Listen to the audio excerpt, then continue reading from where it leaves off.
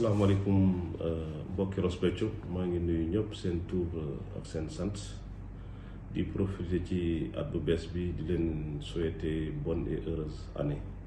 mais aussi di profiter ci occasion bi di baalu ñëpp ak di baal ñëpp ak tey nag bu ngeen gisee ma def communication bi dafa am lu xew Ross Béthio mu suscité incompréhension yu bari waaye alhamdulilah Ross Béthio yàlla daf ko baaxee ay doom yu baax. doom yi nga xamante ni de temps en temps ils peuvent s'ériger comme conseil technique pour la bonne cause de l'intérêt général de Ross Béthio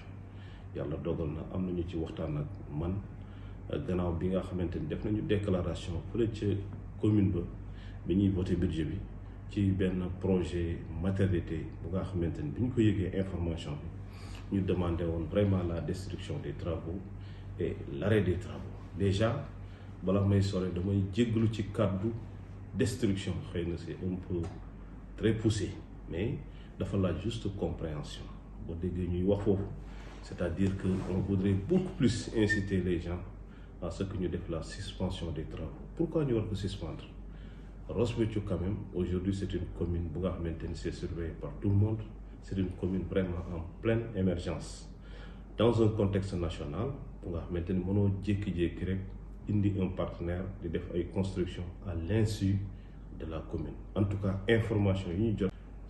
amuñu benn information par rapport ak partenaire bi nga xamante ni dafa ñëw di réaliser foofu ay édifices surtout que nag bi nga xamante ni projet de maternité yi dafa amoon foofu yàlla dogal suñu mag yi yàlla ko yàlla yërëm muy Amadou Bekay Diop waxoon ma ci projet bi sama jeune frère Aline Diop Gueye aussi ñëwoon présenté ma projet bi ma koy féliciter au passage ci jamono yooyu ñu daal di ci def suñu petite modeste participation mais bi yàlla dogalee ñu nekk maire vraiment ñu daal di accélérer le processus pour tabax entre-temps son excellence monsieur Macky Sall président de la République à travers l'AGETIP et le ministère en charge des collectivités territoriales daal di autoriser la construction d'un centre de santé digne de ce nom pour polariser toute la zone de Ross Béthio mais bi ñu jokkoo les autorités ministère de la santé ñu daal di ñu xamal ni centre de santé boobu bu ñu demee ba taxawal ko tout le personnel de la santé sera regroupé là-bas et qu'il ne serait pas intéressant vraiment ñuy tabaxaat beneen structure sanitaire dès lors que le personnel sera regroupé au niveau de ce centre de santé bi nga xamante ni d'ailleurs jot nañu ki nga xam ne moom la AGETIP attribué marché bi ba mu ngi doon jéem mobiliser lépp lu mu war a am ci camion ak matériel pour démarrer les travaux dans les plus brefs délais et puis mu raccourcir les délais d'exécution. loolu yëpp jàllee aussi Ross Béthio dafa bénéficier pour une première fois la participation de l'État du Sénégal à travers la direction de l'aménagement du territoire mooy ñu koy wax DAT mu war ñu defal le schéma d'aménagement et de développement territorial de Ross Béthio mu nekk une première au niveau des collectivités territoriales du Sénégal ñi ciy remercier waat une fois de plus son excellence le président de la République monsieur Macky Sall vraiment d'avoir accordé ça à travers toujours le ministère en charge des collectivités territoriales donc direction boobu luy rôle mooy aménager l'espace de la ville de Ross Béthio bu ko defee fu ñu war tabax lii mu ne lii lañ fiy tabax bu yoon waree jaar fii mu ne fii lañ koy jaarale fu ñu war a samp marché mu ne fii la vraiment édifier la population sur vraiment l'ensemble des réalisations yi nga xamante ni moom lañ ko war a def foofu sur les espaces publics et même les espaces privés de la commune raison pour laquelle bi ñu ñëwee wax ñu ni dañuy andi foofu benn projet alors que l'équipe municipale n'est pas vraiment au courant en tout cas moi-même personnellement je vous dis que j'étais pas du tout au courant de ce partenaire là bu war a ñëw foofu war fa réaliser des choses science tenante on a dit devant les conseils qui ont validé à l'unanimité quand même que ñu def l'arrêt des travaux xëy na mooy une fois de plus ñu ciy jégalu le kaddu destruction des travaux kaddu boobu dañ ciy jégalu bu baax mais comprenez que ñëw jàppaleen ci wàllu santé nañu waxtaan ak l'équipe municipale ñu wax ko ñun suñu priorité en la matière nan la mele nan la ñu planifier suñu santé lan la ñu fas yéene proposer ñu bu ko defee ensemble ñu décidandoo xàccandoo doorandoo loolu moo indi confusion bi mais une fois de plus quand même vraiment ñun lu ñuy demander mooy vraiment la suspension des travaux le temps d'une concertation avec toutes les bonnes volontés de la ville ñu waxtaane ko ci jàmm ak salaam benn forcing mësu ci am te benn forcing du ci mës a am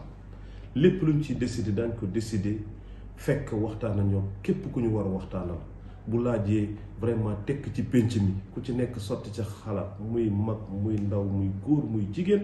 vraiment ñu rassembler l'ensemble des idées xool ce qu'il y a lieu de faire vraiment loolu la woon moo waraloon sama intervention wu tey bi vraiment di baalu ñëpp ak ku nga xamante ni peut-être que discours bi ñu tenir keroog am nga ci lu la metti vraiment ñu xam ni vraiment du woon suñu yéene ndax aujourd'hui moi je suis le maire de toute la ville de Ross Béthio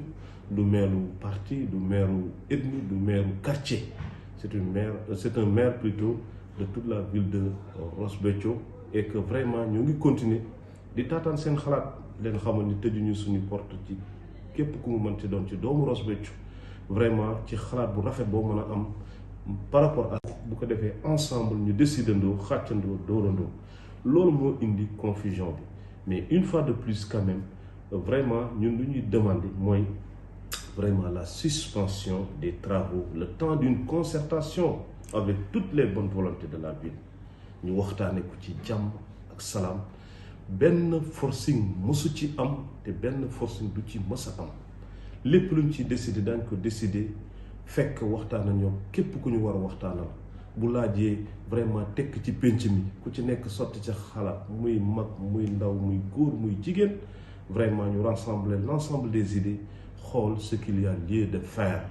vraiment loolu la woon moo waraloon sama intervention wu tey bi vraiment di baalu ñëpp ak ku nga xamante ni peut-être que discours bi ñu tenir keroog am nga ci lu la metti vraiment ñu xam ni vraiment du woon suñu yéene ndax aujourd'hui moi je suis le maire de toute la ville de Ross Béthio du maire parti du maire ethnie du maire quartier c'est un maire plutôt de toute la ville de Ross Béthio et que vraiment ñu ngi continuer di taataan seen xalaat leen xamal ni tëjuñu suñu porte ci képp ku mu mën ci doon ci doomu Ross Béthio vraiment ci xalaat bu rafet boo mën a am par rapport à cette question nga xamante ni mooy objet de cette intervention d'aujourd'hui mais aussi par rapport à toutes les questions en rapport avec le développement de Ross Béthio maa ngi leen di sant di leen gërëm wasalaam